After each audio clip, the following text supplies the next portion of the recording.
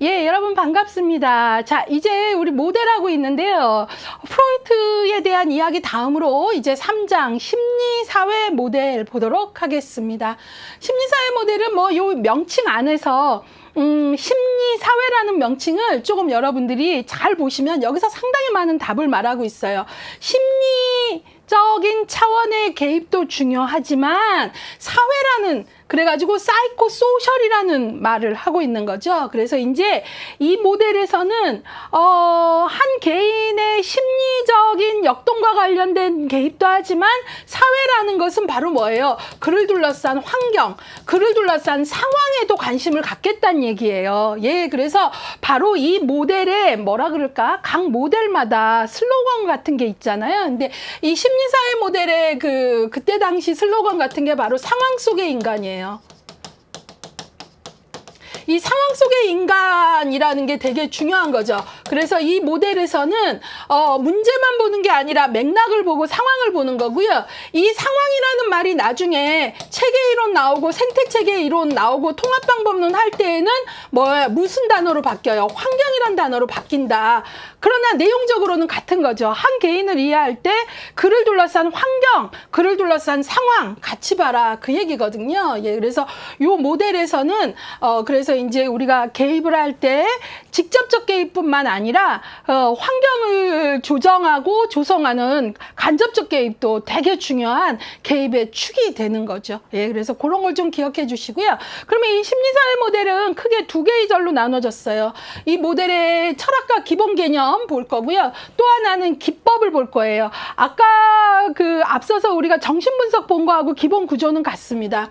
여기에서도 보시면 지금 철학과 기본 개념보다는 기법이 문제로 더 많이 나온다는 걸 아실 수 있을 것 같고요. 이게 기술론 과목의 특징 중에 하나다라는 걸 좀 아시면 좋겠고요. 기본적으로 철학과 기본 개념에서는 이 모델은 어떻게 등장했나? 22회 요 바로 전에 등장에 대한 문제가 나왔고요. 이 모델의 주요 특징도 별 하나가 있네요. 그 다음에 이 모델이 추구하는 가치와 실천 원칙 봤고요. 그 다음에 개입의 과정. 그러니까 지금 보니까 모든 모델이 개입의 과정을 일절에서 보고 있어요. 그래서 과정만 딱 박스 안에 넣어놓고 다음과 같은 과정을 거치는 모델은 뭐냐? 그러면 여러분들이 그 과정을 보면서 아, 이거 정신분석이야. 아, 이거 심리사회야. 이렇게 알아야 된다는 얘기예요. 그래서 결국은 모델 간 비교력을 요구한다라는 얘기를 하고요. 그 다음에 심리사회 모델의 개입 기법으로 가면 여기 22회 기출이 2개 됐는데요. 여기서 2개나 나왔어요. 그래서 개입의 기법, 예, 실천 기술은 어때요? 그 케이스에 맞는 것을 선택, 적용하여서 변화를 만드는 거라 그랬잖아요. 그래서 이 기법.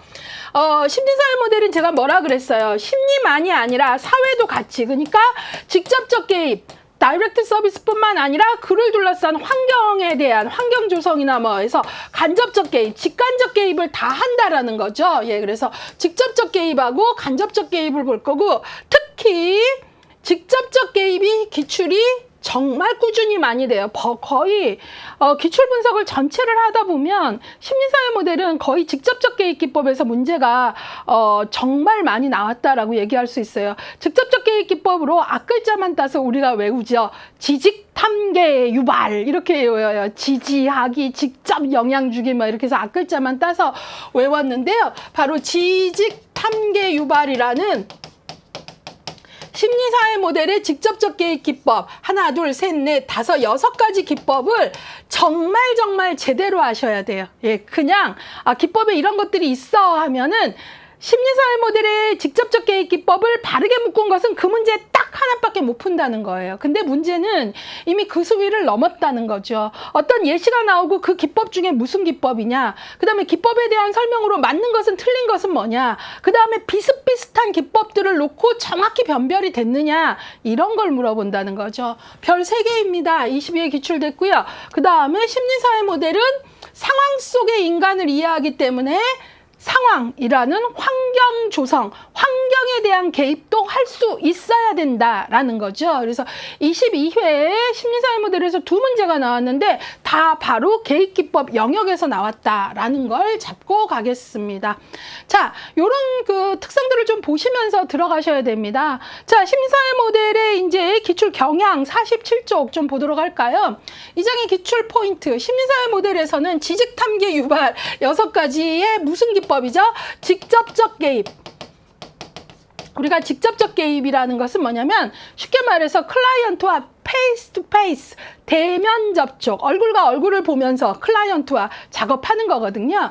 이 기법들 6가지, 지지하기, 직접 영향 주기, 뭐 이런 여러 방법들이 있는데 이것들을 꼼꼼히 살펴봐야 된다. 계획기법과 제시된 설명이 바르게 연결되었는지를 확인하는 문제, 제시된 특징이 어떤 기법인지를 찾는 문제 등 이런 것들이 기본적인 출제 유형이기 때문에 각 기법의 개념을 명확히 해두어야 한다. 또한 6개의 직접적 개입뿐만 아니라 간접적 개입도 함께 진행한다. 예, 그래서 여기서부터는 이제 우리가 소위 그 체계이론, 생태체계이론에 기반한 통합방법론까지는 아니더라도 심리사회 모델부터 점차 어떤 게 생기는 거죠? 한 인간을 이해하기 위해서는 상황이라는 맥락을 놓치고 갈 수는 없구나가 서서히 생기는 거고 그런 부분에서 중요하다는 거죠. 이 심리사회 모델이 프로이드의 정신분석 거부하지 않았어요. 그 영향도 받았으나 과거의 포로, 무의식의 포로 그 정도까지 정신결정론 입장은 아니면서 과거가 현재에 미치는 영향을 보는 포인트 안에서 그 다음에 뭐까지 본 거예요? 심리, 사회, 소셜, 바로 사회적 맥락, 상황적 맥락을 봤다라는 걸 기억하셔야 되겠습니다. 자, 최근 5년간의 출제 분포를 보시면 최근 5년간 평균 문항수는 1.0이니까 한 문제 정도. 그러나 22회차 요 바로 전에 특이하게도 2문제까지 나왔다. 그러니까 2문제 낼 수 있다는 얘기입니다. 자, 최근 10년간의 키워드로 봤더니요. 심리사회 모델의 개입기법 8문제, 심리사회 모델의 주요 특징 2문제 나왔습니다. 자, 이렇게 해서요. 이제부터 여러분들하고요. 3장 심리사회 모델 볼 건데요. 당연히 제가 앞서서 정신분석 모델에 대한 어떤 연결성을 설명을 같이 하겠죠. 그런 부분 나올 때마다 귀를 쫑긋 하시면서 이 모델의 고유한 특징도 보고 정신분석에서는 어떤 영향들을 받았나, 어디까지 받았나 이런 부분에 관심을 가지면서 이제 들어가 보도록 하겠습니다.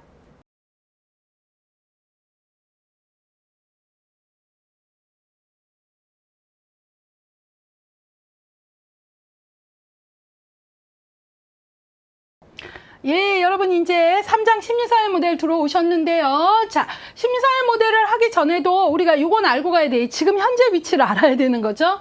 2장의 정신역동 프로이드 얘기 사회복지 실천 모델로 처음에 봤고요. 이번에는 3장의 심리사회 모델이에요. 여기서도 우리는 철학과 기본 개념, 계획과정, 계획기법 이렇게 해서 설명할 거고 이 과목은 실천 기술론이기 때문에 계획과정이나 기법에 좀 더 비중을 두어주세요 라는 거고 특히 심리사회 모델은 계획기법에서도 직접적 계획기법이 여태까지 거의 문제가 나오면 거기서 나왔어요. 그래서 제가 그런 포인트들을 갖고 전달을 해보도록 하겠습니다.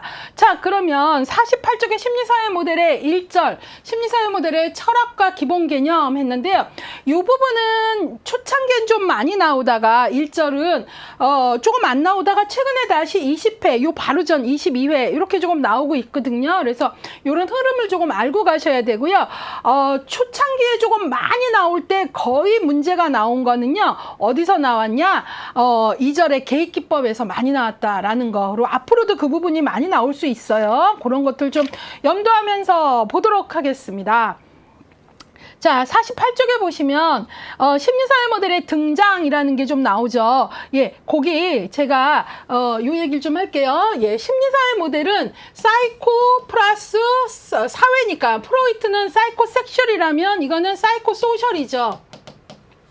그래서 심리사회 모델이라고 합니다. 그래서 이 심리사회 모델은 심리사회 모델은 프로이트 같이 인간의 심리 내적 역동만 보는 게 아니라 사회적인 요소, 소셜한 요소도 같이 중요하다라는 거예요. 예, 그래서 요 두 가지가 같이 중요하기 때문에 개입의 기법에 있어서도 클라이언트를 돕는 직접적 개입 기법 외에 클라이언트를 둘러싼 환경을 조성하거나 환경에 개입하는 간접적 개입, 직접 개입과 간접 개입을 둘 다 한다는 거죠. 이게 이제 되게 중요하고 특히 직접 개입에서 문제가 많이 나와요. 예, 그래서 이걸 봐야 되고 이 심리사회 모델은 말 그대로 심리사회니까 한 개인의 심리만 보는 게 아니라 한 개인을 정말 잘 이해하려면 그 사람 심리도 중요하지만 동시에 그를 둘러싼 사회, 바로 이걸 상황이라고 하죠. 그래서 심리사회 모델을 대표하는 용어가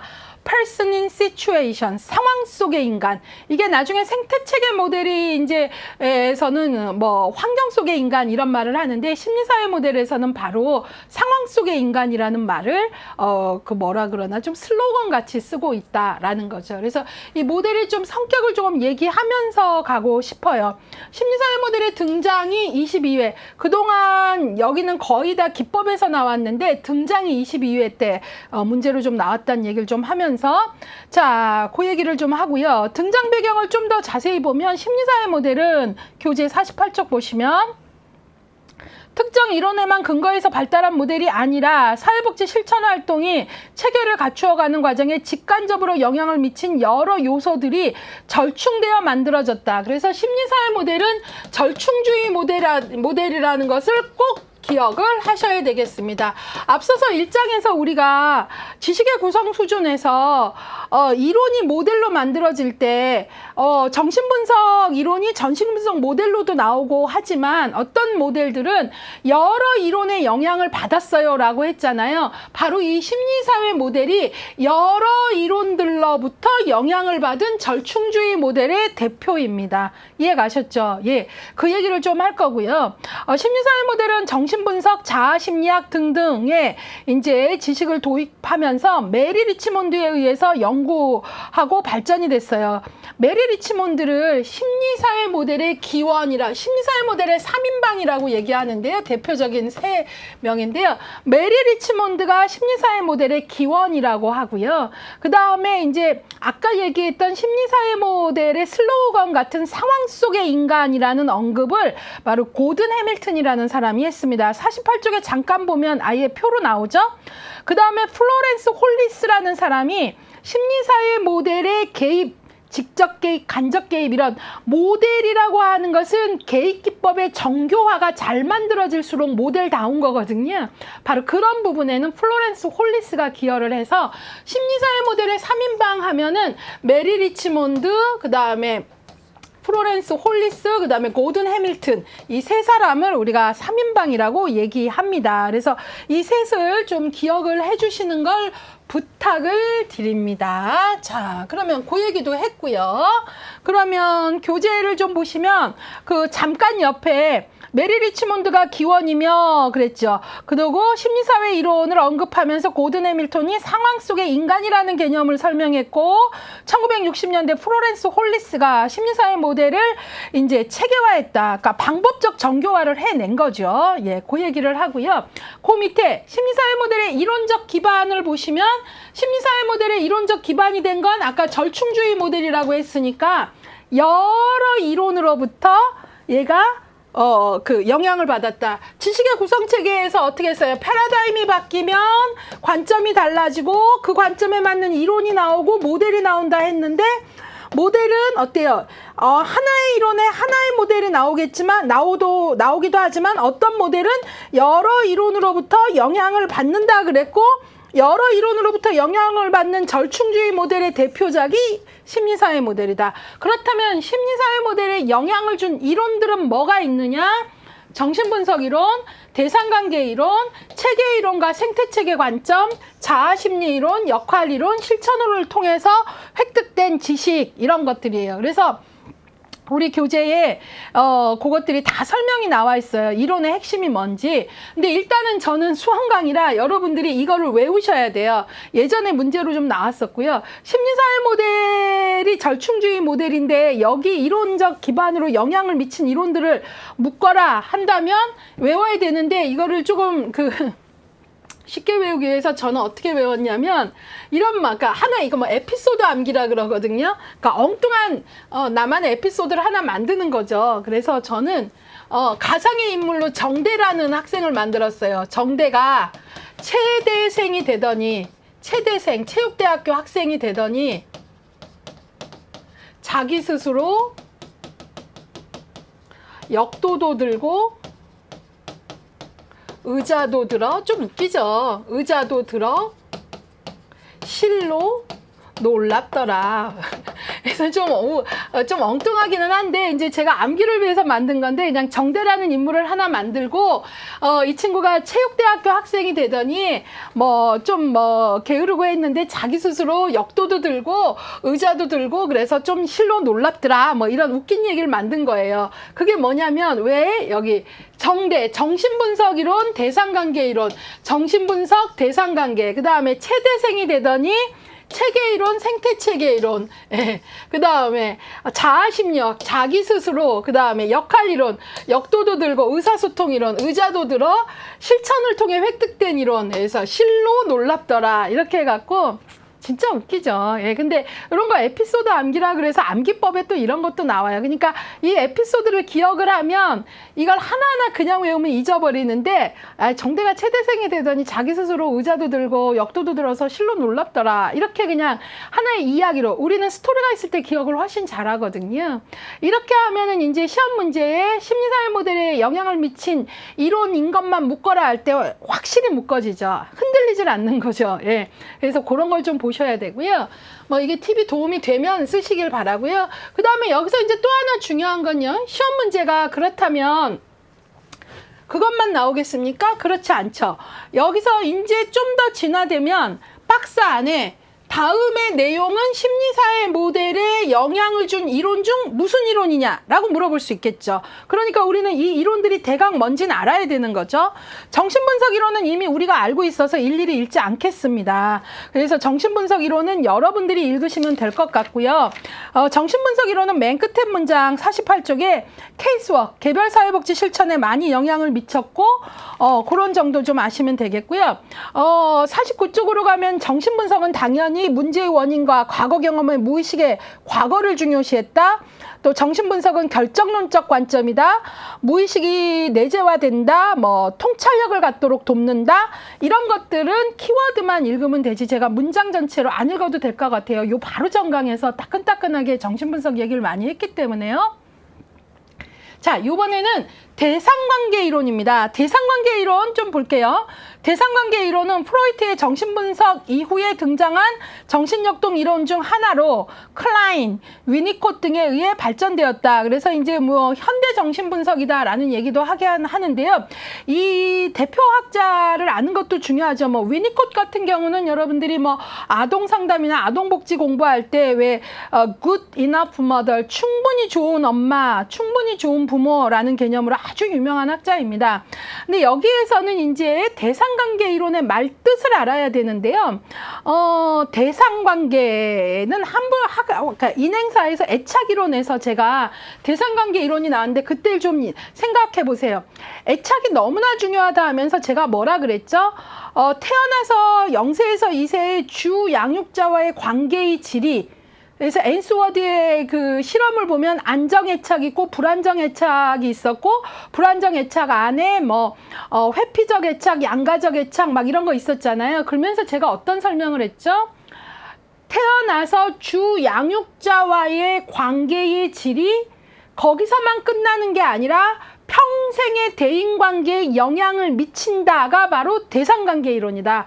그래서 쉽게 말해서 주 양육자와의 관계의 질이 영아기의 불안정 애착, 저항 애착이면 양가적 애착이면 커서도 친밀감을 형성해야 되는 중요한 청년기에 그 불안정 애착이 그대로 나타난다. 그래서 제2의 애착이라는 배우자나 이성을 사귈 때 주 양육자와의 불안정 애착이고 양가적 애착이면 이성을 사귈 때도 나도 모르게 똑같이 어때요? 불안정이고 신뢰하기 어려우니까 뭐 출장 간다 그러면 오빠 지금 어디야 하고 전화하고 옆에 여자 소리 누구야 막 이런 식으로 그렇게 하면서 또 오면은 그 실험에서 보면은 양가적 애착이 금방 친해지고 안정이 아니라 막 달려가서 왔어 했다가도 또 확 밀어버렸잖아요. 도대체 뭐 왜 이렇게 내 전화는 제때 안 받는 거야 막 이런 식의 반응을 하니까 커서도 친밀감 형성이 되게 어렵더라 이런 얘기를 했죠. 그 얘기는 뭐예요?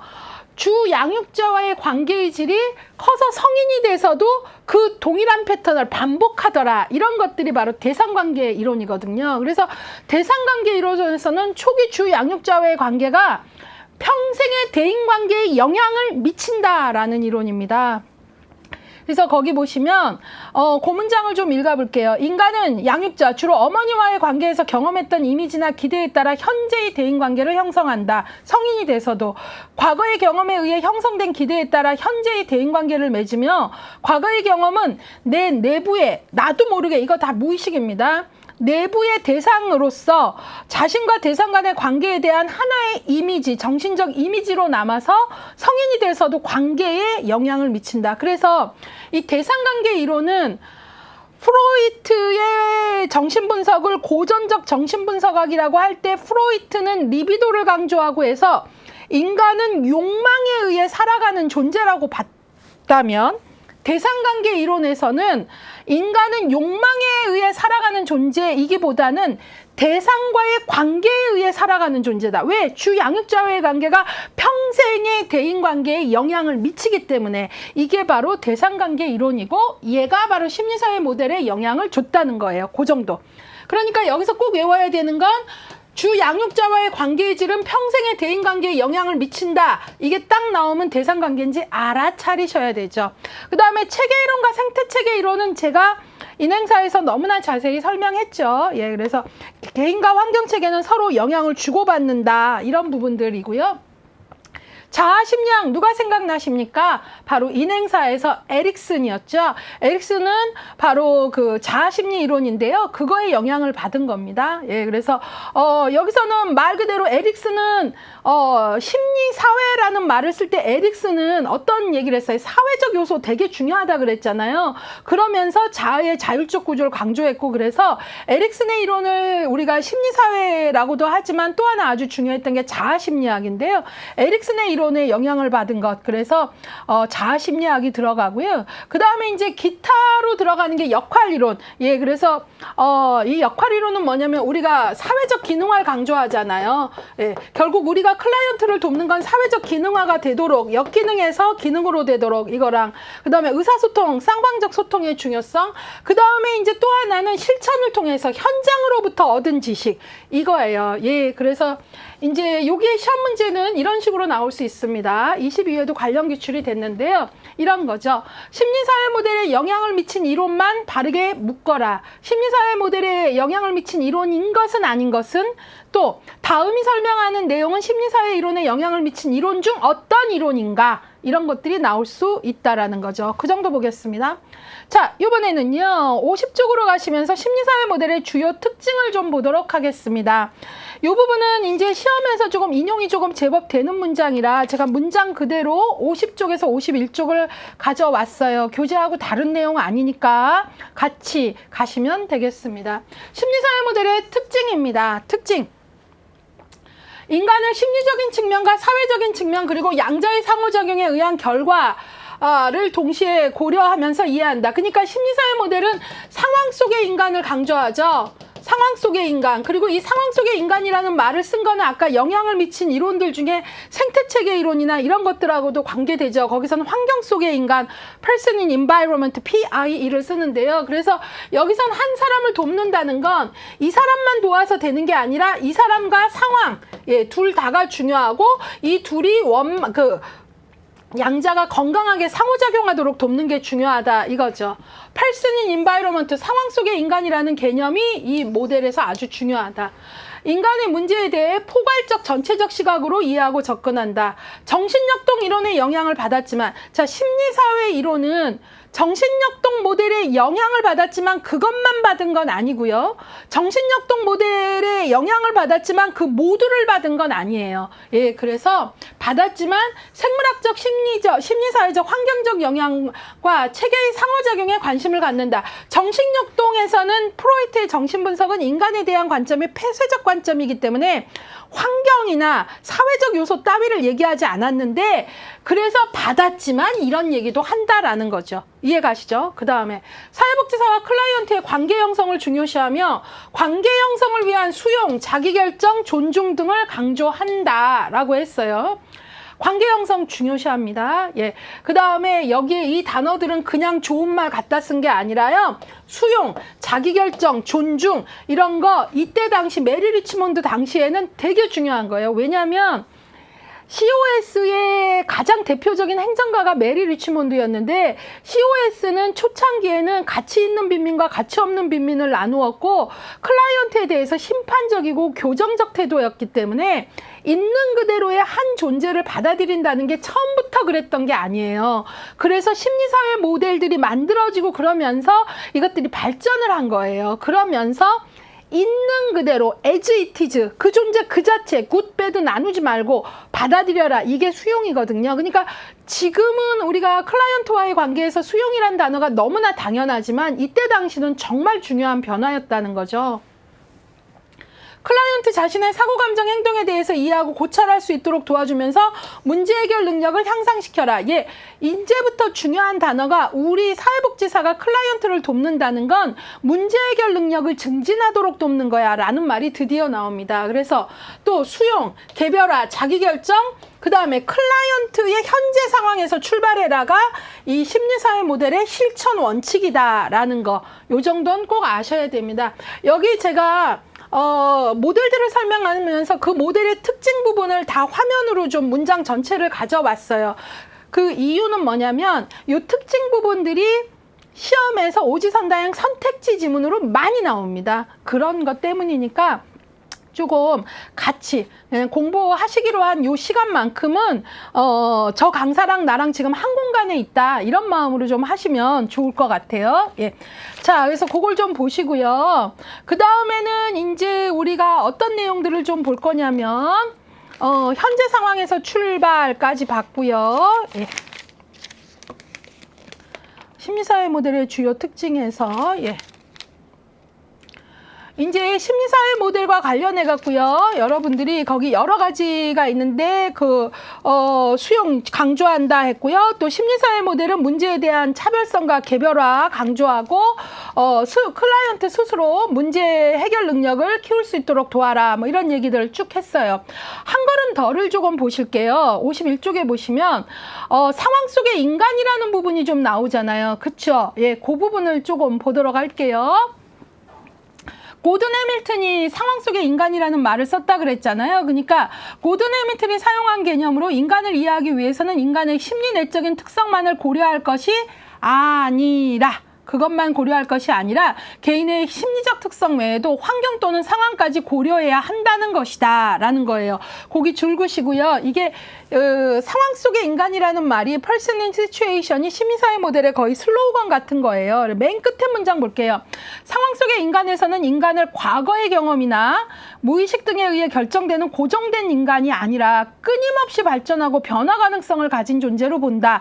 그 개념까지 조금 봐주시길 바랍니다. 그래서 심리사회 모델의 주요 전제 그 밑에 보시면 맥을 같이 하는 문장이 나오죠. 두 번째, 모든 인간은 성장하고 학습할 수 있으며 적응하고 사회 또는 물리적 환경을 변화시킬 수 있는 능력을 가지고 있다. 그래서 심리사회 모델, 프로이트는 인간에 대해서 수동적 관점이고 변화가 쉽지 않다 그랬는데, 심리사회 모델은 인간은 학습하고 성장할 수 있고 변화시킬 능력을 갖고 있다. 변화 가능성에 대한 존재론적 인식이 있었다는 걸 기억을 해주시고요.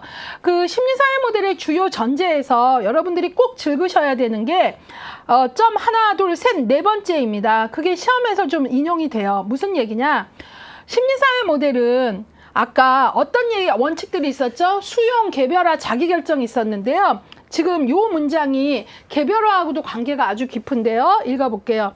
동일한 유형의 문제 상황이라 하더라도 그 상황이 발생한 맥락이 다르기 때문에 클라이언트나 클라이언트의 문제 상황을 다룸에 있어 차별성이 강조된다. 그랬죠. 그 문장 아주 중요합니다. 그러니까 심리사회 모델의 특성은 얘랑 둘 다 가출 청소년이야. 가출 청소년 빠네. 가출 청소년 문제 다 그렇고 그렇지.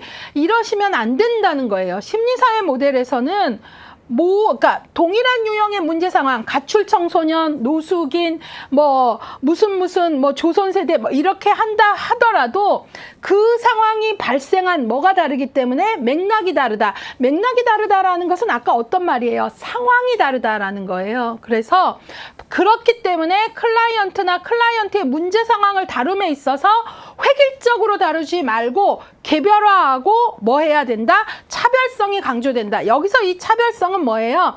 얘랑 차별적으로 대우해가 아니라 다름을 인정해라 그 뜻이에요. 아셨죠? 예, 문맥. 제발 문맥 잡으셔야 돼요. 예, 그래서 심리사회 모델에서는 동일한 상황의 유형으로 문제가 묶여져도 다 각자 다르다라는 걸 인정한다는 걸 꼭 기억하셔야 됩니다. 그거 심리사회 모델의 대표적인 문장입니다. 자, 그리고 거기서 맨 끝에 문장 주요 전제, 이것도 조금 학생들이 질의응답 많이 올라오는데요. 심리사회 모델은 정신분석의 영향을 받았어요. 그 얘기는 정신분석은 과거에 억압된 감정이 무의식으로 어마어마한 힘을 갖고 있다라는 거잖아요. 그런데 심리사회 모델은 정신분석의 영향을 받았고 과거의 영향력도 인정하고 하지만 그게 다라고 보는 정신결정론적 입장은 아니에요. 그래서 맨 끝에 문장, 과거를 파악할 필요가 있다. 그러나 인간의 무의식이 인간의 경험에 중요한 영향을 미치지만 행동을 결정짓는 요인은 아니다. 이 얘기는 나 심리사회 모델은 프로이트의 정신분석 영향 받았지만 정신결정론적 입장까지는 아니야. 이 친구를 이해하기 위해서는 이 친구의 과거를 들여다볼 필요가 있어. 왜냐하면 현재에 영향을 미치는 과거는 이 클라이언트를 아는데 중요해. 그러나 과거가 이 사람을 모두 결정한다는 입장은 아니야 라는 거예요. 이해하셔야 돼요. 조심하셔야 됩니다. 자, 그 다음에 심리사회 모델의 사회복지 실천에서의 초점은 뭐냐? 51쪽 하단에 무엇보다도 심리사회 모델은 클라이언트, 실천의 대상이 되는 클라이언트의 문제를 개인 내적인 문제, 심리, 그 다음에 사회 환경적 문제, 사회, 그 다음에 개인과 환경의 상호작용의 문제로 본다. 그러니까 이 모델은 문제가 발생했다 하면 개인의 문제만이 아니고 이 개인과 그의 상황, 환경도 봐야 되고 그 다음에 세 번째로 이 양자의 상호작용도 봐야 우리는 이 문제를 제대로 보는 거야. 이게 바로 무슨 모델이라고요? 심리사회 모델이라고요. 됐죠? 예. 자, 그래서 맨 끝에 그 세 가지 본다라고 했어요. 그래서 맨 끝에 개인 환경, 개인과 환경과의 상호작용의 문제에 각각 개입을 하거나 동시에 복합적으로 개입을 한다. 그러니까 심리사회 모델에서는 개인과 환경을 이분화하여 개입하고 하면 틀린 거죠. 심리사회 모델은 상황을 중요시하기 때문에 환경만 개입하고 틀린 거잖아요. 그런 걸 잡으셔야 돼요. 자, 그 다음에 심리사회 모델의 개입의 원칙을 보도록 하겠습니다. 심리사회 모델의 개입의 원칙은요, 여러 가지가 있는데, 이제 그 중에 하나 중요한 게, 그러니까 메리 리치몬드의 저작물 중에 From Charity to Social Work 이렇게 됐거든요. 예, 영화에서 From to 나오잖아요. 뭐뭐로부터 뭐뭐로 가야 되는 방향성을 얘기하죠. 그래서 바로 Charity. 자선에서 이제 소셜 워크로 가자 이런 거예요. 그러면 바로 심리사회 모델의 기원이 메리 리치몬드고 메리 리치몬드는 COS의 유명한 행정가였어요. 그러니까 COS 자선조직회의 오랜 역사를 알고 있는 사람인데 이 사람이 이제 자선조직회가 열심히는 일했지만 진짜 전문적이려면 우리의 기본 가치와 실천 원칙이 달라져야 될 것 같다 하면서 제시한 심리사회 모델의 기원을 가진 메리 리치몬드가 제시하는 기본 가치와 실천 원칙은 수용, 굿과 배드로 나누지 마라. 이 사람 게으르고 나한테 도움을 받을 가치가 있어 없어 이런 거 하지 마라. 사람에 대해서 수용, 있는 그대로의 존재를 받아들여라. 교정적 태도로 접근하지 마라. 두 번째, 모든 인간은 케이스 바이 케이스 개별화해라. 그 다음에 클라이언트의 자기결정 존중해라. 이전에 COS 어땠어요? 다소의 우월감을 갖고 갔죠. 프렌들리 비지터가 아우 가난한데 애들은 왜 이렇게 많이 낳았어요. 아우 더러우니까 자꾸 질병이 걸리죠. 뭐 이런 어떤 그런 교정적 태도를 갖고 갔고 내가 더 현명하게 결정할 것 같이 했는데 그러지 말아라. 자기결정 존중해라. 그 다음에 네 번째, 클라이언트의 현재 상황에서 시작해라. 그러니까 상황을 대단히 중요시했던 거죠. 그래서 이 네 가지는 암기하셔야 됩니다. 그러면 이 내용이 52쪽에 나와 있는데요. 제가 다 읽을 필요는 없을 것 같아요. 수용이랑 몇 가지만 볼게요. 수용이란 클라이언트의 태도와 행동이 사회복지사 개인에게 호감이 가든지 그렇지 않든지 간에 온화함과 선한 의지를 보여주는 태도를 유지해라 이거죠. 예. 아직까지도 현장에서 보면 사회복지사들끼리 이렇게 대화를 나누는 걸 이렇게 조금 조용히 옆에서 듣고 있어 보면 이걸 배웠고 1급을 땄고 성적도 4.0을 넘게 좋은 성적으로 입사를 했어도 대화하는 걸 이렇게 잘 듣다 보면 있는 그대로 존재를 받아들이는 수용이 전혀 없는 얘기들을 하거든요. 예. 걔 원래 그래 이런 말도 좀 많이 하고 걔가 좀 빤하잖아 이런 것들 수용이 안 되는 거죠. 예. 그 다음에 개별화는 아까도 말씀드렸듯이 클라이언트의 개별적인 독특한 특성을 인정하고 클라이언트를 원조하는 내용 방법 이런 것들은 개별적으로 케이스 바이 케이스로 접근해라 라는 거고요. 그래서 바로 이 개별화가 중요한 문장이 그 밑에 개입 과정은 클라이언트의 욕구에 따라 개별적으로 다루어져야 되며 문제 상황을 다룸에 있어 차별성이 강조된다. 여러분 문맥 잘 보세요. 차별해라가 아니에요. 다름을 인정해라라는 뜻이에요. 아셨죠? 그래서 그 말은 더 풀면 동일한 유형의 문제 상황이라도 상황이 발생한 배경이 다를 수 있기 때문에 클라이언트의 문화적 배경, 사회경제적 배경, 계층, 주변 환경 등이 차별적으로 다루어져야 된다. 내가 가출 청소년 일시보호 시설에서 일을 하는데 가출 청소년 빤애가 아니라 빤하면 안 된다는 거예요. 어떤 친구는 의붓아버지의 성폭행으로부터 살기 위해서 집을 나온 애도 있고 어떤 친구는 뭐 흔히 말하는 밖에 나오면 더 재밌다라는 친구의 꼬드김에 의해서 나왔을 수도 있고 다양한 이유가 있을 수 있는 거죠. 어떤 친구는 진로 문제로 부모랑 너무 부딪혀서 나올 수도 있고 다양하다라는 거예요. 그래서 바로 가출 청소년이 있는 곳에 왔다고 해서 다 똑같지 않고 다 상황이 다르다. 그걸 인정하고 우리가 접근해야 된다라는 거예요. 그래서 차별성이 강조된다라는 말은 차별해라가 아니에요. 예. 그 다음에 자기결정. 이거는 뭐 더 말 안 해도 되겠죠. 우리가 클라이언트가 자기결정하게 도와주고 선생님 잘 모르겠어요. 선생님이 알아서 해주세요 하면 그래 내가 해줄게 하는 게 사회복지사가 아니라 맨 끝에 문장 다양한 정보를 제공하여 클라이언트가 생각할 수 있게 도와준다. 그러니까 자기결정에 대해서 처음에는 자기결정하라 그랬는데 뭐가 어떻게 좋은지도 모르겠고 선생님이 해주시면 안 돼요. 그러면 두 가지에 대해서 더 설명해 주는 거예요. A의 장단점은 이거고 B의 장단점은 이거야. 좀 더 생각해보고 결정해봐. 이런 식으로 자기결정을 할 수 있는 정보를 최대한 객관적으로 주는 거 이게 오히려 돕는 거지. 내가 보건데 넌 이게 딱이야. 안 된다라는 거죠. 그 다음에 클라이언트의 현재 상황에서 클라이언트가 인식한 문제를 존중하며 클라이언트의 관점을 존중하며 접근해라 이 얘기예요. 자, 이 네 가지 별거 아닌 것 같지만 시대적 상황에서 봤을 때는 이 모델이 나올 때 이 네 가지 원칙들은 되게 어떤 면에서는 좀 센세이션했던 거고 되게 신선한 원칙인 거죠. 자, 그 다음에 이제 심리사회 모델의 개입 과정을 보도록 하겠습니다. 앞서서 프로이트의 개입 과정이 이제 최근에 기출된 얘기도 했었는데요. 심리사회 모델도 개입 과정, 이 과목이 실천 기술론이기 때문에 개입 과정이 중요하다 그랬는데요. 초기 단계, 사정 단계, 개입 단계, 종결 단계로 나누고요. 이 심리사회 모델은 초기 단계의 심리사회적 조사, 사정 단계의 심리사회적 사정 해갖고 이때의 사정은 이때의 조사보다 훨씬 더 좀 더 깊은, 그래서 역동적 원인론적 임상적 영역의 사정이 이루어져야 되고요. 이때 그 역동적이라는 것은 프로이트의 영향을 좀 받아서 이 지금 클라이언트의 마음의 역동은 어떻게 작동하나, 이 문제의 그 다음에 뭐 원인론적인 부분은 어디서부터 기원을 했을까, 이런 거고요. 그 다음에 개입을 하죠. 우리가 사정한 다음에 계획하고 개입하고 그 다음에 마지막으로 종결과 평가인데, 심리사회 모델에서는 그 단계들을 이런 용어로 이렇게 쓴 거예요. 사실 뭐 사정 다음에 계획 들어가고 이래야 되는 거라고도 얘기하고 이 안에 물론 있지만, 심리사회 모델이 내놓은 기본적 단어는 이거라는 거죠. 이해 가셨죠? 예. 자, 그래서 거기 보시면 심리사회적 조사 53쪽에 보면은 여기는 개입 초기의 사실 수집, 예, 그래서 초기 면접을 통해서 클라이언트 문제가 뭔지, 원인이 뭔지 이런 것들을 알아보는 거고요.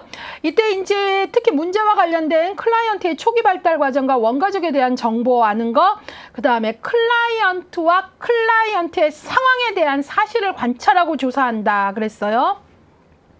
사회복지사회 과제는 무엇보다도 질문을 통해서 문제와 상황을 이해하는 힘이 아주 중요하다 그랬고요. 초기 단계일수록 클라이언트와 맨 끝에 관계를 잘 형성해야 됩니다. 예. 관계가 좋아야 진짜 얘기예요. 그건 뭐 여러분들이 현장에 나가면 피부로 느껴요. 예.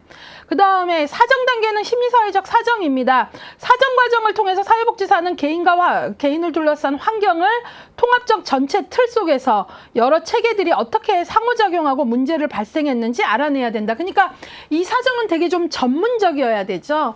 클라이언트 자신은 자기가 접하고 있음에도 불구하고 이 상황을 전체 이렇게 조금 메타인지적으로 이렇게 전체적으로 이렇게 볼 수 있는 힘은 없어요. 문제의 상황에 있는 사람일수록 더 고립돼서 문제를 전체를 못 보거든요. 보려고 노력을 하다가도 또 놓치고 그래요. 그래서 바로 거기에 그런 사정 과정에서 클라이언트와 둘러싼 환경, 그것들이 어떻게 상호작용하는지 봐야 된다. 그래서 사정의 내용에는 문제가 어떻게 왜 발생했나, 개인과 상황 의 상호작용 속에서 누가 무엇이 변화를 위해 접근 가능한가, 이런 것들, 또 필요한 사용 가능한 자원은 무엇인가. 그 다음에 이제 사정의 세 가지 영역, 역동적, 원인론적, 임상적. 역동적은 아까도 말씀드렸듯이 인성의 제 측면이라고 한 게 바로 인성의 퍼스널리티잖아요. 네, 퍼스널리티라는 게 마음의 영역이잖아요. 그래서 프로이트의 영향을 받았기 때문에 이드, 에고, 슈퍼이고, 어떤 사람은 너무 도덕적이어서 괴롭고 어떤 사람은 너무 이드적이어서 괴롭겠죠. 예. 자, 그 다음에 원인론적인 측면도 보시고 임상적 측면을 봅니다. 임상적 측면에 클라이언트의 여러 가지 기능을 본다라는 얘기는, 여러 가지 기능은 이런 거예요.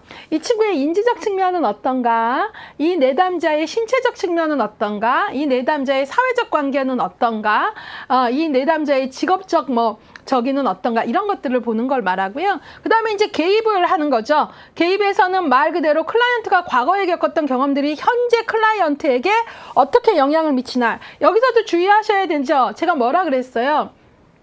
정신분석에 영향을 받았지만 통으로 다 받은 정신결정론은 아니라 그랬잖아요. 과거를 들여다보되 현재의 영향을 미치는 과거의 영향력을 본다 그랬죠. 그런 거 보시고요. 개입 단계에 요 문장 줄 좀 글게요. 개입의 목표. 심리사회 모델에서는 클라이언트가 과거에 겪었던 경험들이 현재 클라이언트의 심리적 혹은 사회적 기능에 영향을 미친다는 것을 중요시한다. 그 다음에 중간에 또한 사회복지사가 클라이언트의 변화를 이끌어가는 것이 아니라, 그 부분 중요해요.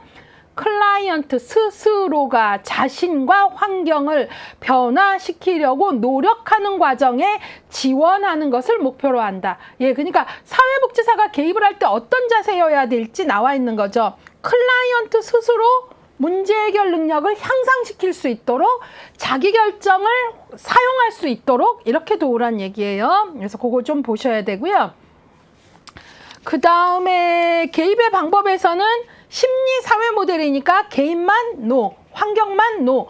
개인과 환경에 변화가 필요하면 양자 모두에 개입한다. 그 다음에 54쪽으로 가시면 종결. 예, 클라이언트와 사회복지사는 종결에 대해서 서로 동의를 해야 됩니다. 그리고 이제 우리가 실천론에서도 배우지만 종결 단계에는 클라이언트의 이별에 대한 감정이 나옵니다. 예, 그래서 그런 것들을 잘 관리를 해줘야 되고요. 그 다음에 이제 종결 이후에 팔로우업, 사후 관리를 잘해야 된다. 요걸 보시고요. 여기선 그 정도 보겠습니다. 이제 2절로 넘어가도록 하겠습니다. 심리사회 모델의 개입의 기법인데요. 여기 보시면 기출회차 좀 볼까요? 심리사회 모델의 개입의 기법의 기출회차는 훨씬 더 일저보다 좀 꾸준한 걸 볼 수 있어요. 물론 빠지는 회차도 있지만 여기 보시면 뭐 거의 꾸준히 최근으로 보면 17, 18, 20, 21, 22 이렇게 갔고요. 개입의 기법이 중요하게 작용을 한다라는 거를 조금 심리 실천 기술론의 특성으로 좀 보시면 좋겠어요. 심리사회 모델 자체가 최근에 5년간의 경향을 보면 19회 때는 나오지 않았고 18, 20, 21에 다 한 문제, 보통 안 나오거나 나오면 한 문제였는데 요 바로 전 22회차에서는 두 문제가 나왔어요. 저라도 뭐 그 문제를 낸다면 여기서 두 문제도 낼 수 있다고 봐요. 왜냐하면 이거는 심리학 영역에서 정신분석 뭐 나오겠지만 이건 좀 되게 고유한 우리 사회복지 영역에서 발전된 모델이기 때문에 그래서 좀 더 그런 면에서 이제 좀 더 여러분들이 애정을 갖고 보시면 좋을 것 같아요. 그래서 여기에 요번 바로 전 22회에는 이 심리사회 모델에서 문제가 두 문제나 나왔다는 얘기를 좀 강조하고 가고 싶어요. 자, 그러면 심리사회 모델의 개입인데요. 제가 심리사회라는 말에서 우리가 많은 답을 얻어야 된다 그랬어요. 개인의 심리 내적인 것만이 아니라 사회, 그러니까 개인에 대해서 페이스 투 페이스 직접 대면하면서 돕는 직접적 개입뿐만 아니라 다이렉트 서비스죠. 직접적. 그를 둘러싼 환경을 조성하고 환경을 돕는, 환경을 조정하는 간접 개입도 한다 그랬죠. 그래서 여기서 개입 기법은 크게 어떻게 나누느냐? 직간접 개입으로 나뉩니다. 예, 22회도 여기 개입 기법에서 나왔다고 나와 있는데요. 여러분들 교재에 55쪽부터 60쪽까지 심리사회 모델의 개입의 기법은 직접적 개입과 간접적 기법으로 나뉘며 직접적 개입은 그 안에 6개의 하위 기법이 있는데 이 6개의 하위 기법을 갖고 있는 직접적 개입이 최근까지 뭐라 해야 되나 심리사회 모델의 시험 문제로 나오면 거의 이 동네에서 나왔어요. 정말 중요해요. 예, 그리고 직접적 개입 기법의 6가지가 너무 중요한데 문제 수위는 나오면 보통 여기서 나오니까 점점 더 문제가 구체적이죠. 그래서 그냥 6가지 이게 있어 정도만 외우시면 그 문제밖에 못 풀어요. 예컨대 직접적 개입에 속하는 것을 묶어라. 그것밖에 못 푸는 거죠. 근데 문제는 이제 거의 이 동네는 그거보다 훨씬 난이도가 높아요.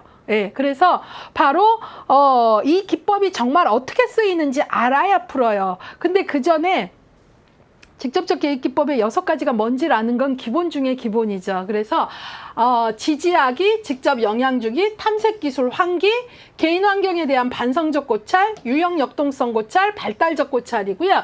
여기 이제 그 색을 좀 칠한 거는 정말 더 잘 나오고 꼭이 붙은 것들은 뭐 최근 시험에서 더 잘 나와요. 뭐 이런 의미죠. 근데 이거를 일단은 외워야 돼요. 그래서 앞 글자만 따서 지직, 탐계, 유발 해서 여기를 이제 수험공부를 외워야 되잖아요. 그래서 심리사회 모델의 개입 기법을 하면 직간적 개입이 있다. 직접적 개입 기법 하면 여러분들은 지직, 탐계, 유발 이런 식으로 좀 해야 돼요. 이것도 저 진짜 유치하게 외웠던 기억이 나는데 뭐 그냥 그런 식으로 한 거예요. 뭐 한옥집에 창호지가 이렇게 있는 방 안에 봤더니 주인이 화롯가에 맛있는 고구마를 굽고 있어서 문 밖에 개가 냄새를 맡고 너무너무 참고 있다가 도저히 안 되겠게서 지직하고 문을 긁고 들어가서 고구마를 탐낸 개가 고구마를 물고 나오다가 한 대 맞는 사태를 유발했다. 정말 유치 찬란하죠. 제가 들어도 너무 유치해요. 근데 그렇게 에피소드로 암기했더니 안 잊어버려요. 지직, 탐계, 유발. 적어도 직접적 개입 기법에 해당하는 걸 묶어라는 절대 안 틀리는 거고 그 다음에 이 정도 묶음이 머릿속에 있어야 어떤 예제가 나왔을 때 그 기법 중에 이게 지지학인지 탐색 기술 환기인지 유형 역동성인지 떠오르는 거죠. 예, 그래서 요것들을 좀 하셔야 돼요. 지식 탐계 유발 유치하죠. 예. 뭔가 더 좋은 방법이 있으면 조금 여러분 나름대로 방법을 세워 보세요. 자, 그러면 이제 직접적 개입 기법은 지식 탐기 유발이 있고, 간접적 개입 기법은 말 그대로 간접적. 클라이언트와 페이스 투 페이스 직접 만나서 하는 게 아니라 클라이언트를 둘러싼 환경을 조정하는 거란 말이죠. 그러니까 인다이렉트 간접인 거죠. 환경 조정하기, 자원 발굴 및 제공, 중재, 옹호 뭐 등이 들어가는 거고요. 여기에 또 하나 주의해야 되는 건 간접적 개입 기법이라 그래서 직접 개입 기법을 전혀 안 쓰진 않아요. 사용하기도 하는데 그건 어떻게 왜 쓰는지 이따가 내용에서 설명할게요. 자, 그러면 이제 여러분들하고 저하고 심리사회 개입기법, 여러분들 교재 55쪽부터 60쪽까지 있는 개입기법이 있는데요.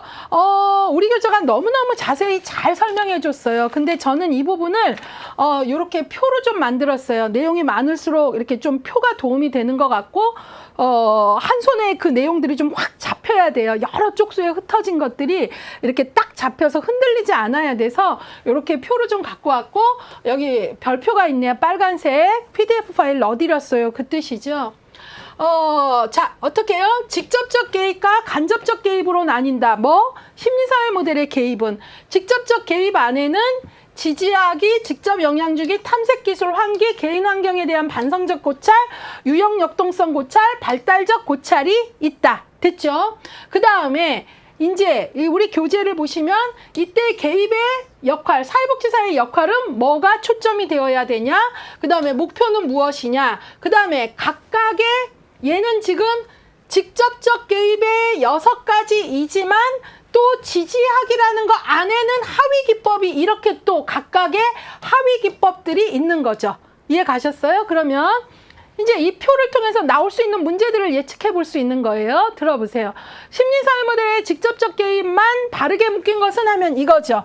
그 다음에 심리사회 모델에서 이런 하위 기법을 쓰는 건 뭔지 알아야 되겠죠. 그쵸? 그 다음에 목표나 역할과 관련돼서 박스 안에 클라이언트가 뭐라고 하자, 사회복지사가 뭐라고 하는 대화가 나오거나 아니면 어떤 장면의 사례적 예시를 제시하고 지금 쓰여진 기법이 뭐냐라고 나오겠죠. 그러기 위해서는 사회복지사가 각각의 개입의 목표가 뭔지, 각각의 개입 기법에서 역할이 뭔지 기법 자체를 정확히 아셔야 사례나 예시 문제를 풀고 이 동네는 이런 식으로 많이 나왔어요. 그리고 그런 경우하고 또 좀 최근의 문제 중에는 특징이 뭐냐면 이 개입기법 6가지를 다 아는지 물어보는 거죠. 그래서 문제는 하나인데 심리사회 모델의 각각의 개입기법에 대한 설명으로 맞는 것은 틀린 것은 해갖고 1번부터 5번까지 뭐 지지하기는 어떻게 하는 것이다, 어떻게 하는 것은 무슨 기법이다 했을 때 맞는 문장 틀린 문장을 찾아야 되는 이 기법 전체를 문제 하나로 내기도 하는 거죠. 그래서 제가 자꾸 기본 강의하면서 문제로 옷을 입으면을 하는 건 공부할 때 한 앵글만 보지 마시라는 거예요. 지식 탐계 유발 다 했어 하지 마시고, 목표만 외웠어 다 했어 하지 마시고, 이게 문제로 어떤 앵글로 치고 들어올지 알고 공부하셔야 돼요. 치고 들어올지 알고 공부하는 건 문제를 푸는 거고요. 더 중요한 건 현장에서 심리사회 모델의 개입 기법만 잘 사용해도 되게 좋은 수준의 면접을 할 수 있어요. 예, 그래서 여러분들이 그런 어떤 생각을 가지고 좀 풀었으면 좋겠다라는 거죠. 그러면 제가 이제부터 설명들을 조금 해 볼게요. 예, 교재를 하나하나 읽지는 않고 여러분들의 이해를 돕는 수준으로 가면서 교재를 톡톡 이렇게 짚어드리는 형태로 가겠습니다. 지지하기는요, 사회복지사의 개입 역할이 감정과 행동을 지지하는 거예요. 목표는 클라이언트의 불안을 감소시키고 동기화를 촉진해서 원조관계를 수립하는 겁니다. 거기에 있는 문장들 그대로 가져온 거기 때문에 오해 안 하셔도 돼요. 없는 거 아니에요. 그리고 이 지지하기 안에 쓰는 하위 기법이 우리가 누군가를 지지한다라는 건 안심시키기, 제보중, 격려하기, 경청하기, 선물 주기, 따뜻한 표정이나 비언어적 표현하기 이런 것들이 들어가는 거죠. 그래서 지지하기는요, 중요한 게 클라이언트가 목표를 보면 불안해할 때, 그래서 상대적으로 초기 단계에 많이 써요. 초기 단계에만 쓴다는 게 아니라 상대적으로 초기 단계에 많이 쓰고요. 동기화를 촉진해서 원조 관계를 수립하려고 할 때, 그래서 클라이언트에게 당신은 문제 해결의 능력이 있습니다. 나는 당신을 안전한 관계 속에서 돕고 싶습니다. 이런 것들이 전달되어야 돼요. 초기 단계뿐만 아니라 지지하기는 전반적 과정에서 쓰는데, 여기서 주로 핵심적으로 쓰는 게 관심, 공감을 동반한 경청, 이것들을 더 하위 기법으로 보니까 제보증과 격려가 좀 먼저 나오는데, 제보증은 클라이언트가 죄의식, 불안, 분노 이런 거 있을 때 안심시켜 주는 것, 그 다음에 격려는 클라이언트가 자신의 능력에 대해서 스스로 신뢰할 수 있게끔 내가 신뢰해 주면서 클라이언트로 자신의 성과를 인정하고 성과에 기쁨을 갖게끔 내가 표현해 주고 하는 거예요. 예, 그래서 이제 우리가 그런 것들을 조금 잘 알고 가야 돼요. 그래서 이 기법에서는 제보증, 격려 이런 것들이 대표적 지지 기법이고요. 공감해 주는 것 이런 것들이 들어가요. 그래서 지지하기는 예컨대 클라이언트가 뭐라고 말을 했을 때, 제가 이제부터 예컨대를 잘 들으세요. 예컨대 지지하기는 공감을 한다면 어떻게 할까요? 공감을 한다면 지지하기에서 우리가 공감의 기법을 쓴다면, 아이고 뭐뭐 때문에 뭐뭐라고 느끼셨군요. 얼마나 힘드셨어요. 이런 것들을 경청하고 공감하는 거고요. 또 제보증하고 격려한다라는 건 어때요? 클라이언트가 불안해할 때 저도 그런 상황이라면 그런 불안이 느껴지네요. 느껴질 것 같네요. 또 격려. 지금까지 이렇게 잘 노력해왔기 때문에 이 노력이 성실했기 때문에 분명히 잘 될 거예요. 이런 것들이 대표적인 지지하기입니다. 우리가 저라도 참 당황했겠네요. 이런 것들도 이제 지지하기죠. 자, 요번에 직접 영향 주기는요. 지시하기인데 제안이나 조언 등을 통해 직접 영향을 주는 거예요. 중요한 게 뭐라고요? 제안이나 조언을 해서 직접 클라이언트의 행동을 향상시키기 위해서 영향을 주는 것.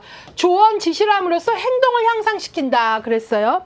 그래서 이거에서 중요한 거의 하위 기법은 클라이언트 제안을 격려하고 강화하거나 장려하기, 클라이언트에게 제안을 설정하기, 조언하기 이런 건데요. 여기서 뭐냐면 직접 영향을 준다라는 건 클라이언트에게 제안한다. 뭐뭐를 해보시는 건 어떨까요? 조언한다. 뭐뭇은 어떤 선을 넘지 않아야 된다고 봅니다. 이런 것들. 제안하거나 조언하거나 하는 것들이 직접 영향. 제안이나 조언을 통해서 하려고 하는 건 클라이언트의 행동을 향상시키는 거죠. 그래서 대표적인 예가 여기에서는 이런 거죠. 제안. 이런 게 나올 수 있는 거죠. 문제에. 클라이언트가 이런 얘기를 하네요. 클라이언트가 명절 때 집에 내려가서 어머니하고 크게 싸웠어요.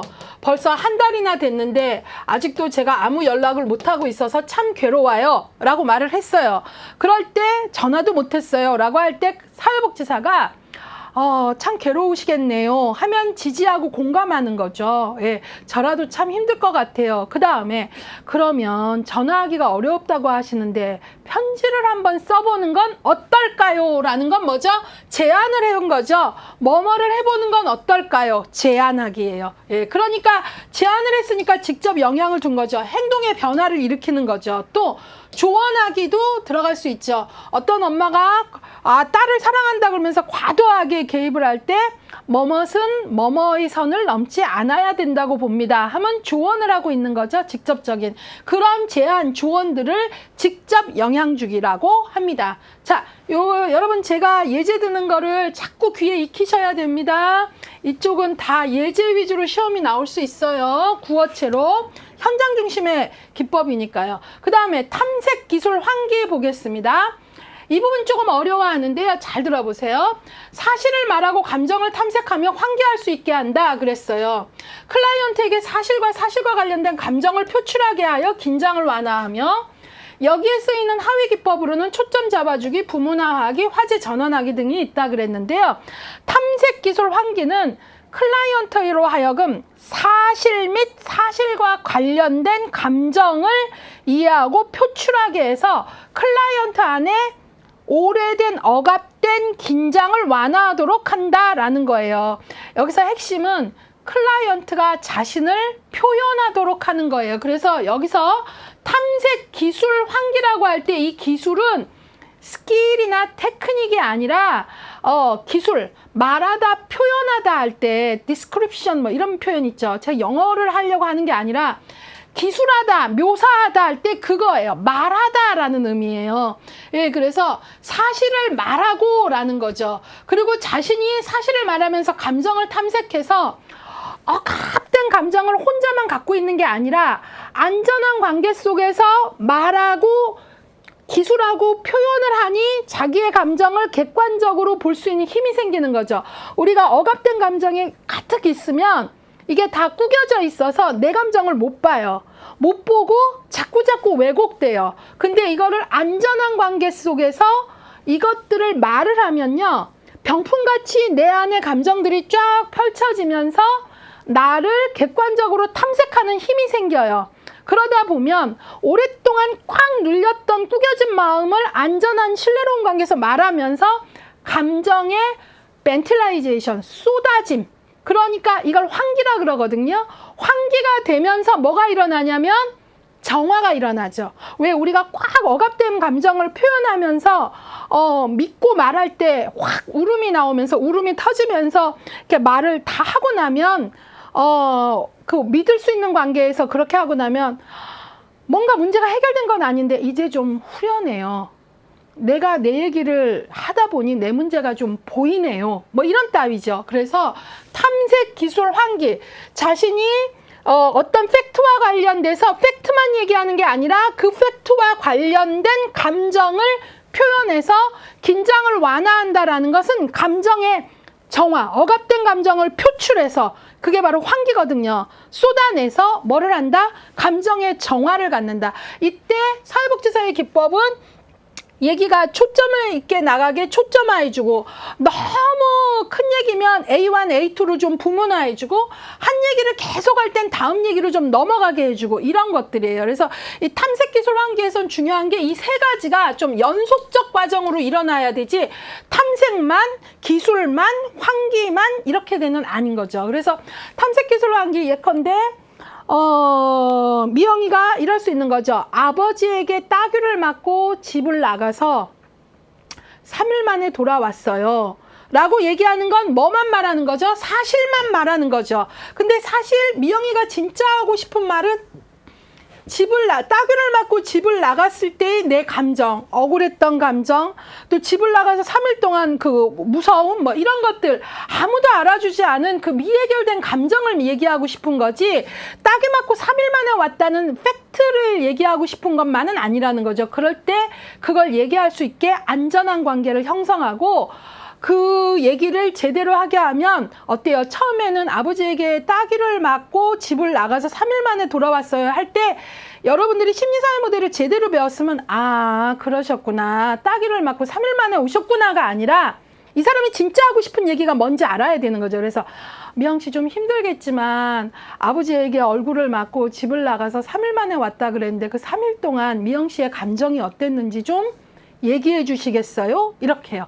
예. 근데 미영이가 정말 너무 내향적이면요, 얘기해 달라는 말도 위협으로 느껴요. 내향이 아주 높은 사람은요, 얘기해 달라는 말보다는 제가 좀 듣고 싶네요. 그래야 좀 얘기가 좀 풀려요. 사람이라는 존재는 되게 이 영혼 있는 존재들은 되게 민감합니다. 예. 그래서 그러면 이제 얘기를 하게 되죠. 어때요? 한참 좀 망설이다가 제가 얼마나 억울했는지 몰라요.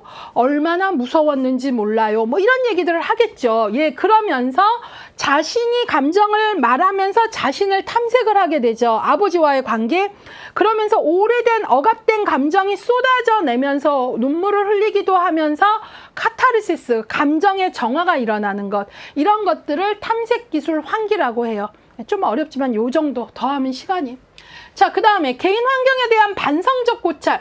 그래서 탐색기술 환기에선 중요한 언어적 그 기술이 이런 거예요.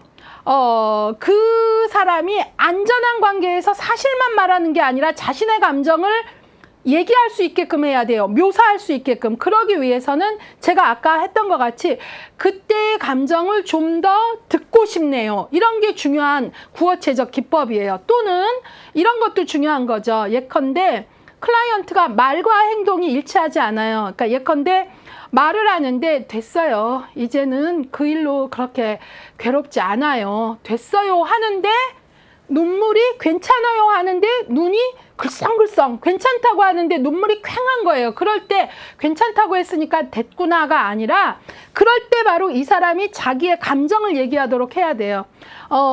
그 친구가 만약에 지혜라면 지혜 씨가 말은 괜찮다고 하는데 지혜 씨의 눈물이 글썽글썽 맺히는 걸 보니까 제 마음이 참 아프네요. 지혜 씨의 눈물의 의미는 뭘까요? 말은 괜찮다고 하는데 너 퀭한 눈물의 의미는 뭐냐? 우리 진짜 얘기해보자. 뭐 그런 거예요. 예, 그런 것도 바로 뭐죠? 사실 팩트만 말하는 게 아니라 나 괜찮다라는 말 속에 숨어있는 감정을 얘기해보자는 거죠. 자, 그 다음에 개인 환경에 대한 반성적 고찰인데요. 이거는 시험이 또 왜 좋아하냐면 가장 상황 속의 인간, 우리가 심리사회 모델의 슬로건이 상황 속의 인간이었잖아요. 상황 속의 인간, person in situation. 상황 속의 인간이라는 이 슬로건을 가장 잘 담은 기법이 개인 환경에 대한 고찰이에요. 암기해 주세요. 그래서 상황 속의 인간이라는 관점을 고려한 거예요. 그래서 클라이언트가 자신을 둘러싼 현재의 최근 사건을 고찰하게 하는 거. 그래서 그러니까 뭐냐면 이 기법은 클라이언트가 자신의 시각에서 보는 게 아니라 지금 최근의 내 사건에 대해서 상황 속에서 다른 사람의 입장에서도 이 상황을 보도록 하는 게 바로 개인 환경에 대한 반성적 고찰. 반성적 고찰은 내 시각에서만 보는 게 아니라 이 문제와 연결된 상황 속에 다른 사람의 입장에서도 봐라. 이런 의미예요. 그러니까 다른 사람의 입장에서도 보는 건 반성적 고찰, 리플렉션이라는 말을 쓰고 있는 거죠. 예, 그래서 여기서 이제 현재의 최근 사건이라는 거죠. 예를 한번 들어볼게요. 어떤 어머니가 그래요. 우리 준호가 얼마나 속을 새기는지 아무 말도 없이 여름방학이라고 집을 나가서 3일 만에 왔어요. 제 전화도 안 받고. 얼마나 걱정이 됐는지. 이놈이 3일 만에 들어왔는데 친구 2명을 데리고 와서 집에서 또 재워달라는 거예요. 제가 어찌나 화가 나는지 친구들 앞이지만 준호 머리통을 한 대 때렸어요. 아이고 속상해. 이런단 말이에요. 그러면 여러분들이 처음에 해야 될 일은 아마도 지지하기가 먼저예요. 아유 어머니 정말 힘드셨겠어요. 공감하는 거죠. 어머니의 입장이 돼서 아이고 준호가 3일 동안 전화도 안 받고 걱정이 됐는데 또 친구까지 데리고 와서 오자마자 엄마랑 얘기를 좀 했으면 하는데 또 재워달라 그러니 얼마나 속상하셨어요. 지지하기 하고. 그러면 지지를 제대로 받으면 이제 다음 얘기 들을 마음의 공간이 있죠. 이 엄마는 근데 어떤 문제가 있냐면 속상하면 충동적으로 아들을 때리는 엄마예요. 그것도 친구가 보는 앞에서. 그러면 이 엄마는 엄마 나름의 정당성은 있겠지만 사실은 이 엄마는 준호가 그냥 집을 나가는 게 아니라 준호가 집을 나가기 쉽게 하는 엄마의 자극이 있다라는 걸 우리는 예측할 수 있어요. 왜냐? 머리를 그냥 때릴 수 있는 엄마인데다가 친구들 앞에서도 때릴 수 있을 만큼 자기 통제가 안 되는 엄마란 말이죠. 그럴 때 어머니 근데 자기 통제가 안 되시네요 하면 안 와요. 상담을 계속하지 않으면 변화가 일어나지 않아요. 그럴 때 바로 개인 환경에 대한 반성적 고찰을 하는 거예요. 어떻게? 상대의 입장에서 최근의 사건을 보도록 하는 거죠. 네, 이렇게 어머니 그런데 지지하고 난 다음에 친구들 앞에서 어머니가 머리통을 한 대 때리셨다 그러는데 그것도 머리를 이렇게 후려맞듯이 확 맞은 준호의 기분은 어땠을까요? 이렇게 물어보는 거예요. 그래서 개인이 환경과의 관계, 타자의 입장에서 이 문제를 리플렉션, 반성적으로 들여다볼 수 있게끔 해주는 게 개인 환경에 대한 반성적 고찰입니다. 조금 어렵죠. 예, 근데 제가 초반에 그랬잖아요. 심리사회 모델의 개입 기법만 제대로 곱씹어도 현장에서 나의 전문적 대화의 질은 훨씬 좋아질 거다. 저는 그걸 피부로 느낍니다. 예, 이거 옛날 기법이라고 우리가 얘기할 수 없을 만큼 아주 잘 만들어진 요소들이 있어요. 예, 그래서 여기서는 바로 최근 사건에 대해서 내 입장만 보는 게 아니라 상대 입장에서도 볼 수 있게 하는 거예요. 자, 그래서 이제 그것들을 조금 봤고요. 그러면 이제 아까 봤던 것 중에 제가 아까 조금 3번을 책을 못 봤는데요. 3번에서 57쪽 상단을 보시면 탐색은 죄송해요. 탐색은 자신의 주변에 어떤 일이 일어나고 있는지 상황을 둘러보는 것이고, 기술은 자신이 보는 그대로의 사실을 말하는 것이고, 탐색 기술은 각각 개별적으로 이루어지기보다는 연속적으로 실시되어야 된다. 중요한 문장입니다. 연속적으로. 환기는 그러한 억눌린 감정을 얘기해서 감정을 끌어냄으로써 카타르시스, 감정의 정화를 경험하도록 하는 것이다. 그리고 구체적 방법으로는 그 말을 감정을 이야기하도록 하기 위해서 감정의 카타르시스가 일어나려면 그 감정을 얘기해야죠. 사실만이 아니라. 그래서 그때 어떤 감정이 들었나요? 기분이 어땠나요? 그때의 감정을 좀 더 듣고 싶네요. 제가 아까 뭐라 그랬어요? 그때의 집을 나갔을 때의 감정이 어땠는지 듣고 싶네요. 이랬잖아요. 그런 거고요. 자, 그 다음에 개인 환경, 지금 제가 어머니 얘기를 했잖아요. 최근 사건에 대해서 내 입장에서만 보지 말고 다른 사람의 입장에서도 봐라. 그래서 거기 내용 및 의의를 보시면 이 기법은 클라이언트와 그를 둘러싸고 있는 환경 및 주변 인물과의 상호작용에 초점을 두며 사회복지사가 클라이언트에게 자신과 환경의 상호작용과 관련된 인식, 사고의 감정들을 잘 알 수 있도록 원조하는 것이다. 그랬어요. 예. 뭐 여러 가지가 있죠. 뭐 우리 남편은 내가 뭐만 하려고 그러면 다 못하게 해요. 그럴 때 얘기를 들어봤더니 엄마가 자꾸 뭐 자영업 한다고 가게를 한 3번 차렸는데 다 2년 안에 정리를 했다. 그럴 때 이 양반은 내가 뭘 하려고 그러면 못하게만 해요. 할 때 아유 어머니 뭐 좀 해보고 싶으신데 좀 답답하시겠어요. 공감해주고. 그런데 어머니 이런 이야기를 하셨었는데 남편분께서는 이런 걱정이 돼서 그러시는 건 아닐까요? 이것도 뭐죠? 상황 속의 인간관점에서 최근에 남편과의 갈등에 대해서 네 입장만 보지 말고 남편의 입장도 좀 보자. 뭐 이런 얘기잖아요. 그쵸? 예, 그 얘기를 당신의 입장만 보지 마세요. 그 얘기고요. 이제 유형 역동성 고찰, 성격과 행동, 심리내적 역동 고찰 하기인데요. 이거는 뭐냐면 변화의 동기를 촉진시키고 자신의 성격 유형, 행동 유형, 방어 기제 등 심리내적 역동을 이해하는 것이다. 그래서 하위 기법으로 명확한 해석 통찰 이건데요. 이 유형 역동성이나 발달적 고찰은 심리사회 모델에게 영향을 준 이론 중에 정신분석에 영향이 많이 들어간 기법이에요. 정신분석에서 명확한 해석 통찰 이런 거 쓰잖아요. 그래서 이 두 개는 정신분석적 영향이 많이 들어갔는데 유형 역동성은 그러니까 쉽게 말해서 나만 모르는 내 패턴을 좀 알게 도와주는 거예요. 나만 모르는 내 패턴 있잖아요. 예, 그래서 어떤 사람은 매사에 불안하면 합리화를 하고 어떤 사람은 매사에 부정을 하고 뭐 이러는 어떤 나만 모르는 내 패턴을 깨닫게 해주는 거죠. 그래서 제가 구어체적 예를 들자면 이런 거죠. 어떤 어머니랑 대화를 하는데 대화를 쭉 듣다 보니 이 사람이 나만 모르는 역동이 있어요. 예컨대 이런 거죠. 어머니는 남편분과 싸우시면 꼭 자녀분들과 연이어 다툼이 생기시네요. 이런 것들이에요. 나만 모르는 내 패턴. 예. 내가 내 감정 조절하지 못해서 나보다 약한 자에게 투사하는 걸 몰랐어요. 그래서 자녀하고 갈등이 많을 수 있죠. 그거. 또 만약에 어떤 수지 씨가 있다면 수지 씨는 남자친구와 싸우면 쇼핑을 하는 것 같아요. 그러니까 계속 듣다 보니 이 친구는 근본적인 관계 문제를 해결하려고 하기보다는 쇼핑으로 푸는 걸 알게 됐어요. 그러면 그런 것들을 알게 해주는 심리내적 나만 모르는 내 패턴을 알도록 도와주는 걸 유형 역동성. 그러면 이게 뭐예요? 누구 씨는 뭐뭐 할 때마다 뭐뭐 하지는 않나요? 이런 거죠. 그 다음에 발달적 고찰은요. 예, 유형 역동성과 관련돼서는 우리 교재 58쪽 심리내적 역동을 이해하는 것이다. 내용 및 의의, 어떤 사건들에 대한 특정한 행동의 사고방식, 클라이언트의 행동 경향, 사고와 감정의 유형이 무엇인지 밝혀내는 것이다. 그러니까 나만 모르는 내 반복적인 일련의 행동이나 상황, 뭐 방어 기제들을 검토하도록 도와주는 거죠. 예, 그래서 이제 그것들을 조금 보는 거예요. 사람들마다 이런 패턴들이 있습니다. 예, 뭐 우리가 착한 아이 컴플렉스 같은 거를 보면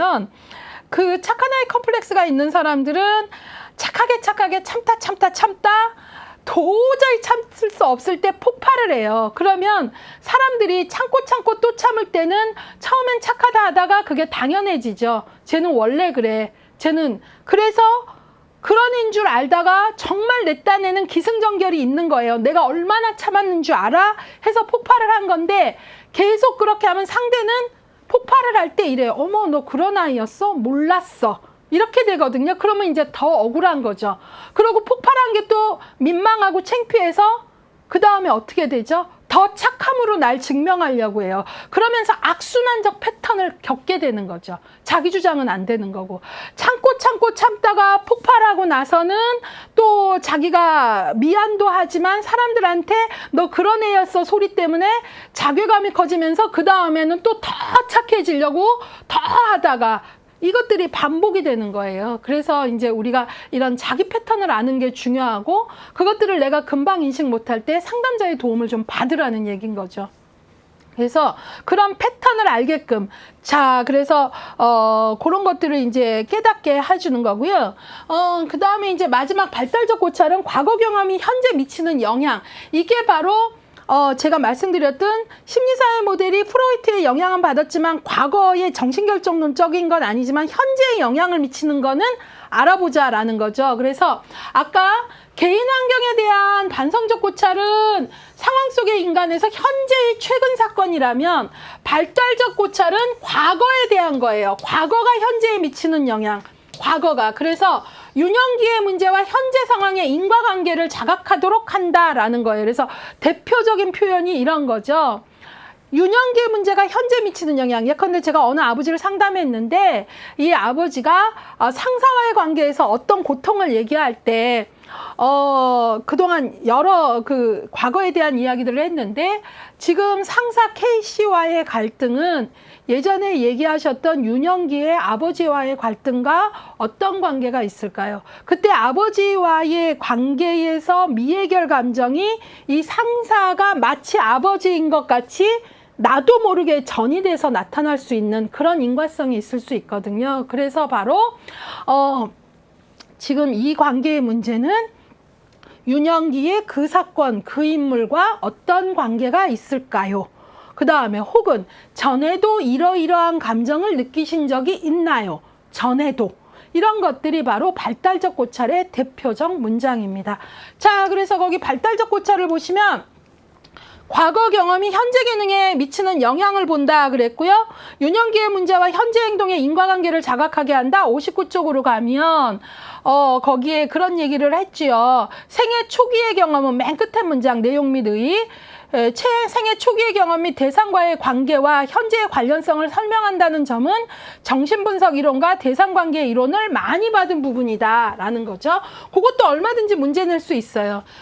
다음 중 정신분석과 대상관계 이론의 영향을 가장 많이 받은 것은 하고 발달적 고찰 지지하기 직접 영향주기 나오면 발달적 고찰이겠죠. 예. 자, 그래서 제가 지금 직접적 영향을 설명을 했는데요. 이 부분이 시험에 정말 심리사회 모델은 나오면 거의 여기서 나왔고 점점 문제는 여기서 많이 나오다 보니 응용 문제가 많이 나와요. 그래서 대화체가 나오고 클라이언트가 뭐라 하자 워커가 뭐라 그랬는데 지금 워커가 쓴 기법은 이 중에 뭐겠냐 이렇게 나올 수 있다라는 거죠. 그만큼 여러분들은 예제 중심이 돼야 돼요. 제가 예제 위주로만 해볼게요. 얼마나 힘드셨어요? 얼마나 당황하셨어요? 저라도 그러겠네요. 지금 이렇게 노력하시니 잘 될 거예요. 격려하기. 얼마나 힘드셨어요? 공감하기, 지지하기죠. 그 다음에 직접 영향 주기. 뭐뭐를 한번 해보시는 건 어떨까요? 제안하기. 조언하기. 뭐뭐는 어디까지라고 봅니다. 그 경계를 넘지 마세요. 이런 거. 탐색기술 환기. 감정까지 사실만 말하는데 그 사건에 대해 어떻게 느끼셨는지 궁금하네요. 누구씨가 말은 괜찮다고 하는데 눈물이 퀭해서 그 눈물의 의미가 뭔지 궁금하네요. 이런 것들은 자신의 감정을 말하고 탐색하게 해주는 거잖아요. 환기되도록. 자, 그 다음에 개인 환경에 대한 고찰 뭐죠? 누구씨가 뭐라고 최근 사건을 얘기하셨는데 누구의 입장에서는 어땠을까요? 다른 사람은 이 사건을 어떻게 볼까? 이런 다른 사람 입장 되어보기. 유형역동성 뭐죠? 누구씨는 뭐뭐 할 때마다 뭐뭐 하지는 않나요? 발달적 고찰 뭐죠? 누구 씨는 전에도 이런 감정을 느껴보신 적이 있나요? 지금 말씀하시는 이것은 유년기에 그것과 어떤 관계가 있을까요? 이런 것들이 바로 대표적인 예제입니다. 여러분, 제가 예제가 시간이 많이 지나도 하는 이유가 뭘까요? 그런 문제가 나오고 그런 문제 나오면 틀리셔서 그래요. 그래서 꼭 보셔야 되고요. 특히 보면은 개인 환경에 대한 고찰과 발달적 고찰이, 개인 환경은 현재의 최근 사건, 발달적 고찰은 유년기, 과거와 관련된 거라는 거 꼭 봐주시고요. 그 다음에 탐색기술 환기가 은근히 좀 어려워하세요. 이건 되게 연속적으로 쓰여야 되는 기법이고요. 그런 것들 좀 정확히 아셔야 되고요. 뭐 더 설명하고 싶은 거여도 더 하면 안 될 것 같고, 제가 문제 풀면서 좀 더 도와드릴게요. 구어체 표현 좀 적으시면 좋겠어요. 자, 그 다음에 간접적 기법. 심리사회 모델은 간접적 기법도 한다 그랬잖아요. 근데 이 간접적 기법은 환경 조정하기가 대표적인 것으로, 자, 직접은 클라이언트 지금 다 대면 접촉 페이스 투 페이스 하면서 하죠. 다이렉트죠. 여기서는 클라이언트를 둘러싼 인적 물적 환경에 개입을 하는 거예요. 그래서 클라이언트를 둘러싼 환경에 클라이언트 비밀 유지에 유념하면서 환경에 개입하고 클라이언트를 돕는 거. 그래서 대표적 기법은 클라이언트에게 필요한 자원을 발굴하고 제공하기, 클라이언트와 다른 체계를 중재하기, 클라이언트를 옹호하기. 제가 옹호는 간접 기법이라고 여러 차례 말씀드리고 있고요. 직접 기법도 사용돼요. 예컨대 이거죠. 제가 철민이의 문제로 학교 담임 선생님을 만났다면 철민이를 둘러싼 환경체계죠. 철민이를 만나서 하는 게 아니잖아요. 아까 뭐 3일 동안 가출한 철민이 가명을 써서 얘기했는데, 그러면 제가 철민이를 둘러싼 환경으로서의 담임을 만났을 때 담임 선생님하고 뭘 하겠어요? 아유, 선생님 힘드셨지요. 철민이가 말도 없이 가출을 해서 어머니도 어머니지만 선생님도 많이 걱정하셨죠. 뭐 하고 있죠? 지지하게 하고 있잖아요. 그렇기 때문에 바로 간접적 개입 기법에서도 직접적 개입 기법을 쓴다라는 거죠. 예, 우리 교재에 보시면 59쪽에 간접적 개입에서 환경 조정하기가 나오는데요. 22회 요 바르정 기출에서도 간접적 개입과 연결된 문제가 나왔고, 여기에서 중요한 거는 우리가 어떤 방법들이 간접이냐. 그러니까 이런 거 나올 수 있죠. 심리사회 모델의 간접적 개입만 묶어라 하면 이런 거죠. 자원 발굴, 자원 제공, 다른 체계와의 중재, 옹호 등을 찾을 수 있어야 될 거 아닙니까? 그 얘기고요. 60쪽으로 가시면 그 기법들이 나오고 사회복지사의 역할이 나왔고, 특히 간접적 개입을 할 때 주의해야 되는 건 클라이언트를 둘러싼 환경에 개입한다고 할 때 정말 클라이언트 도움에 필요한 정보 이상으로 클라이언트의 어떤 중요한 비밀들을 다루면 안 되겠죠. 그래서 비밀 유지에 유념을 해야 된다라는 얘기를 하고 있는 겁니다. 자, 여기까지 해서 여러분들하고 심리사회 모델에 대해서 이야기했습니다. 아무래도 실천 기술론은 실천론보다는 학생들이 문제가 나오면 조금 어려워하고요. 되게 2교시 실천론 기술론은 되게 소프트한 과목으로 쉽고 답이 보일 줄 아는데, 이렇게 보면 기술론이 좀 어려웠다라는 게 시험 끝나고 반응들로 제 경험의 기억으로는 좀 더 많았습니다. 그런 것들은 아무래도 실천 기술론이 현장 중심의 과목이다 보니 예제나 사례 연결이 많이 나오고, 예제나 사례 연결일수록 개념이 명확할 때 예제나 사례 속에 숨어있는 키워드가 보여서 그것과 관련된 명명이나 이런 것들이 정확해지는 거거든요. 그래서 그런 공부를 조금 정확히 하시길 바라고요. 저는 현장에서 이제 상담일을 이제 최근에 같이 하고 있는데, 상담일을 하면서 저는 심리사회 모델의 직접적 개입 기법이 참 많이 활용됩니다. 그리고 조금 의식적으로 잘 활용을 하기 위한 노력을 하면 이 기법이 참 도움이 많이 되더라고요. 그래서 여러분들이 문제를 맞추는 거에 초점을 맞추는 게 중요해요. 일단은 그래서 각각의 개념을 잘 아는 게 중요한데, 공부하시면서 좀 힘들 때 현장에서 이것들을 잘 활용해서 도움은 이런 점이 참 좋겠구나. 그래서 현장에 대한 어떤 여러분들이 갖고 있는 꿈이나 희망들하고 연결해서도 좀 생각을 해보시고요. 무엇보다도 자신에게 한번 대입해 보세요. 아, 나는 개인 환경에 대한 반성적 고찰이 좀 더 필요하겠구나. 아, 이 시점에 과거의 내 문제가 현재의 내 삶에 미치는 영향은 뭘까? 이런 것들, 이런 것들 한번 생각해 보고 아주 작은 걸로는 뭐 동생한테도 뭐 지지하기를 좀 제대로 그 입장에 감정을 이입해서 해본다거나 이런 것들 좀 해보시면서 우리의 공부가 얼마나 삶하고 밀착되어 있는지를 느끼시는 공부가 되길 바랍니다.